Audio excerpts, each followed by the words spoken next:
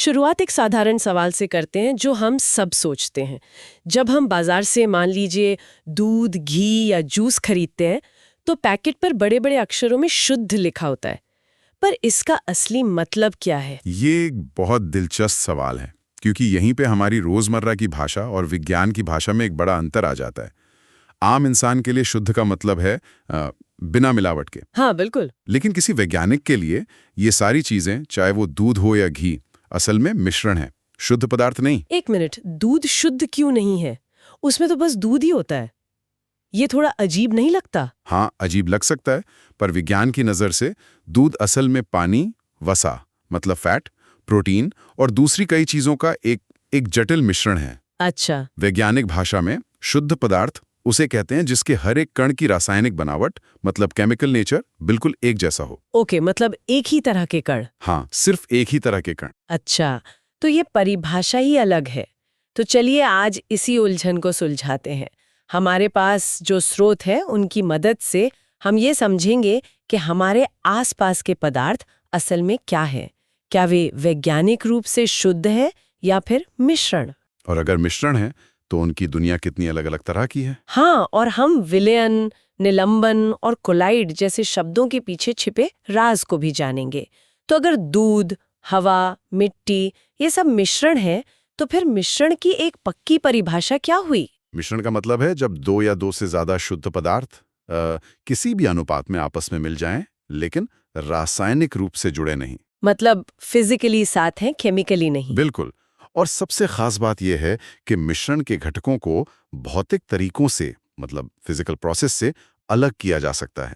जैसे अगर पानी में नमक घोल दिया तो आप पानी को भाप बनाकर उड़ा सकते हैं और नमक वापस मिल जाएगा। लेकिन नमक खुद एक शुद्ध पदार्थ है ना? उसे हम भाप बनाकर सोडियम और क्लोरीन में नहीं तोड़ सकते। बिल्कुल सही। नमक एक यौगिक है जो अपने आप में शुद्ध है, उसे भौतिक तरीकों से नहीं तोड़ा जा सकता। और स्रोत हमें बताते हैं कि मिश्रण भी दो तरह के होते हैं। समांगी और विषमांगी। हाँ, होमोजीनियस और हेट्रोजीनियस। समांगी मतलब जिसकी बनावट हर जगह एक जैसी हो, जैसे पानी में घुली हुई चीनी। आप शरबत का एक घूंट ऊपर से पिए या नीचे से, मिठास एक जैसी होगी। एकदम सही पकड़ा। और इसकी एक और दिलचस्प बात यह है कि इसमें घटकों का अनुपात बदल सकता है। मतलब एक गिलास पानी में 1 चम्मच चीनी डालें या 2, दोनों ही समांगी मिश्रण होंगे। बस दूसरे वाले का स्वाद ज्यादा मीठा होगा। हाँ, लेकिन विषमांगी यानी हेट्रोजीनियस मिश्रण में ऐसा नहीं होता। विषमांगी में हम घटकों को अपनी आंखों से अलग-अलग देख सकते हैं, जैसे पानी में तेल की बूंदें या रेत और लोहे का ढेर। सही है, आप साफ साफ बता सकते हैं कि कौन सा हिस्सा क्या है। लेकिन एक मिनट, मिश्र धातुओं मतलब अलॉय के बारे में क्या? जैसे पीतल, वो तो ठोस होता है और हर जगह से एक जैसा दिखता है, उसे तो समांगी होना चाहिए। हाँ, वो समांगी है। पर आपने कहा था कि मिश्रण को भौतिक तरीकों से अलग कर सकते हैं। मैं पीतल को पिघलाकर भी कॉपर और जिंक को आसानी से अलग नहीं कर सकती, तो फिर ये यौगिक क्यों नहीं है? ये अंतर मुझे अभी भी थोड़ा उलझा रहा है। ये एक बेहतरीन सवाल है, क्योंकि यहीं पर असली बारीकी छिपी है। पीतल एक समांगी मिश्रण ही है। ये यौगिक इसलिए नहीं है क्योंकि ये अपने घटकों यानी कॉपर और जिंक दोनों के गुण दिखाता है। और सबसे बड़ी बात, इसकी संरचना निश्चित नहीं होती। अच्छा। हम 70% कॉपर और 30% जिंक मिलाकर भी पीतल बना सकते हैं, और 60% कॉपर और 40% जिंक मिलाकर भी।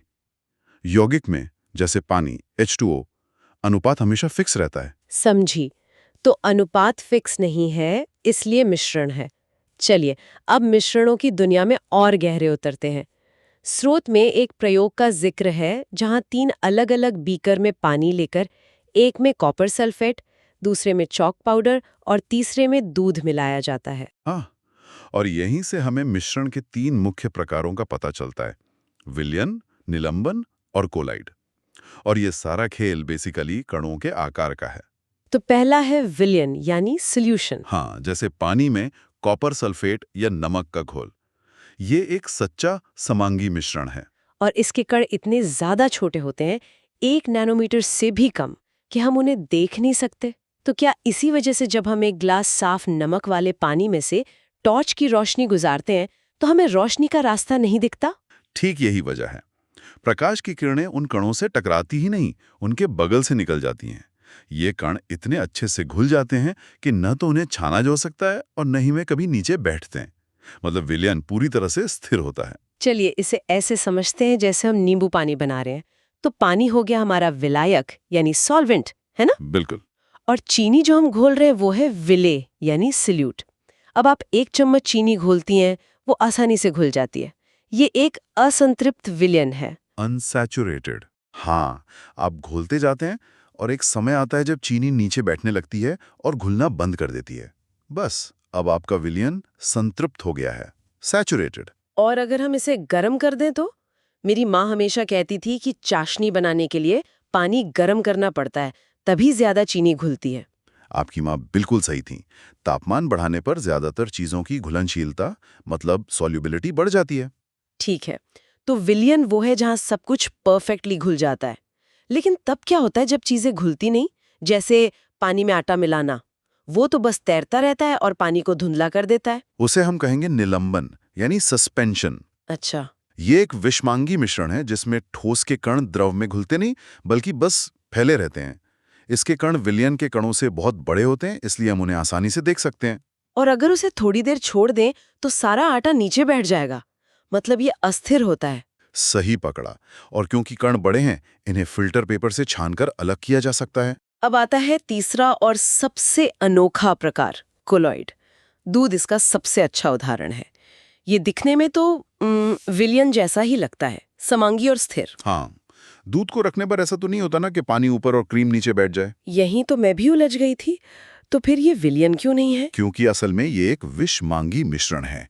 इसके कणों का आकार विलयन से बड़ा लेकिन निलंबन से छोटा होता है। बीच का साइज। हाँ, वो इतने छोटे होते हैं कि आंखों से दिखाई नहीं देते, जिससे ये समांगी होने का भ्रम पैदा करता है। लेकिन वो इतने बड़े जरूर होते हैं कि प्रकाश की किरण को फैला सकें। और प्रकाश फैलाने की इसी प्रभाव को टिंडल प्रभास कहते हैं। तो क्या इसका मतलब है कि जब मैं रात में गाड़ी चलाते हुए कोहरे में अपनी हेडलाइट्स ऑन करती हूँ और मुझे रोशनी की 2 मोटी बीम्स दिखाई देती हैं, तो वो टिंडल प्रभाव है? ठीक यही।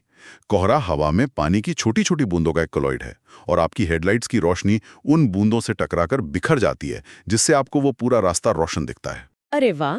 स्रोत में दिए गए दूसरे उदाहरण भी शानदार हैं, जैसे किसी अंधेरे कमरे में रोशनदान से आती सूरज की किरण में धूल के कणों का नाचना, या घने जंगल में पेड़ों के बीच से छनकर आती रोशनी। ये सब टिंडल प्रभावी है।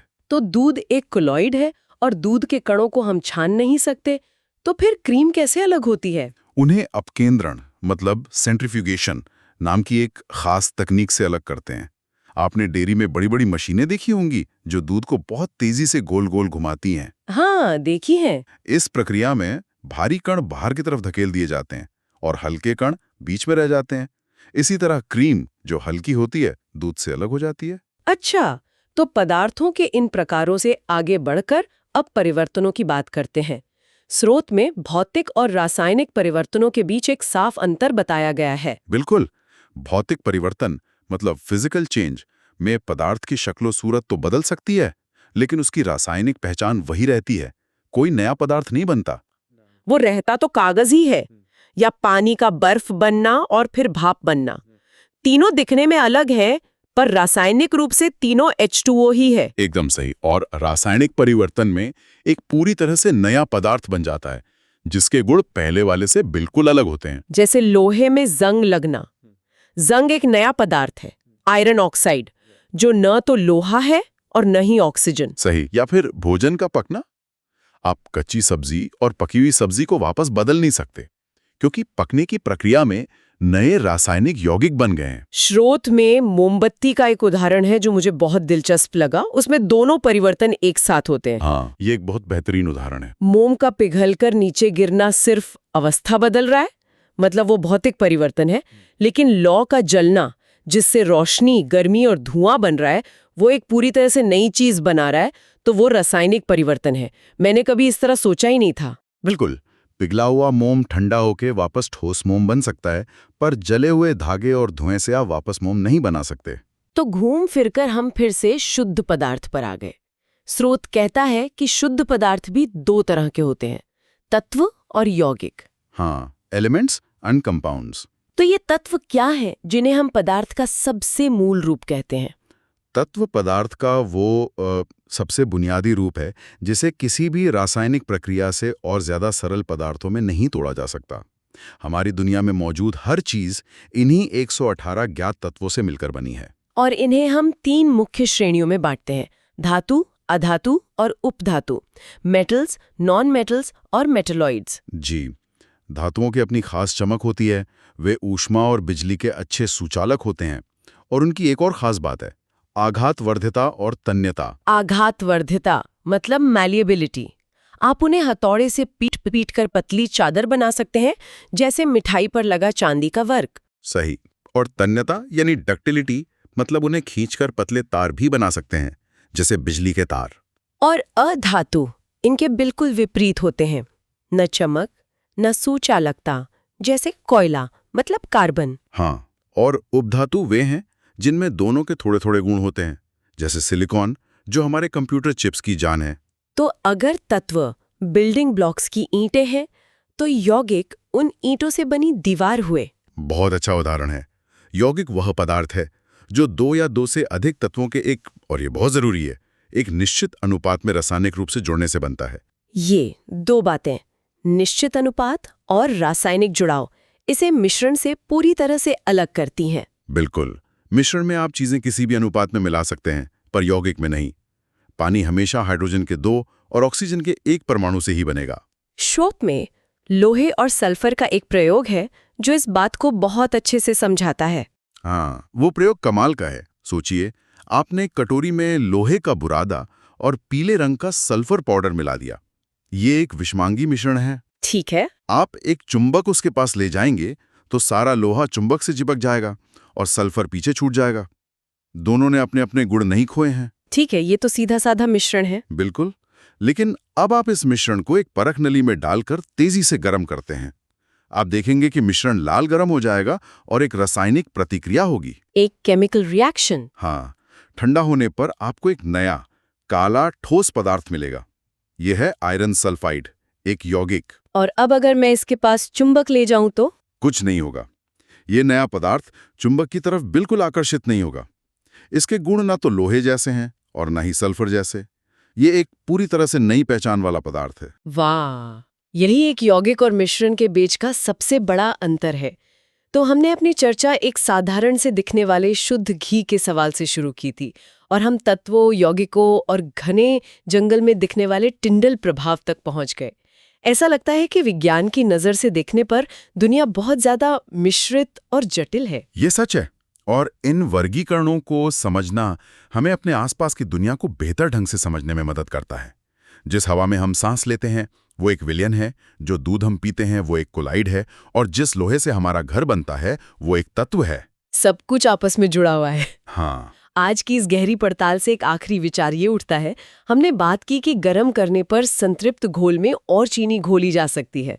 स्रोत में ये भी बताया गया है कि जब इस बेहद मीठे गर्म घोल को धीरे धीरे ठंडा किया जाता है तो चीनी के सुंदर क्रिस्टल बनने लगते हैं। जी। इस बारे में सोचते हुए हमारे रोजमर्रा के जीवन में ऐसी कौन सी और चीजें हैं जो दिखती तो साधारण हैं, पर असल में उनके पीछे ऐसे ही जटिल भौतिक और रासायनिक सिद्धांत काम कर रहे हैं, जैसे पुराने शहद में चीनी के क्रिस्टल का जम जाना, या हमारी दादी नानी का चाशनी से मिश्री बनाना।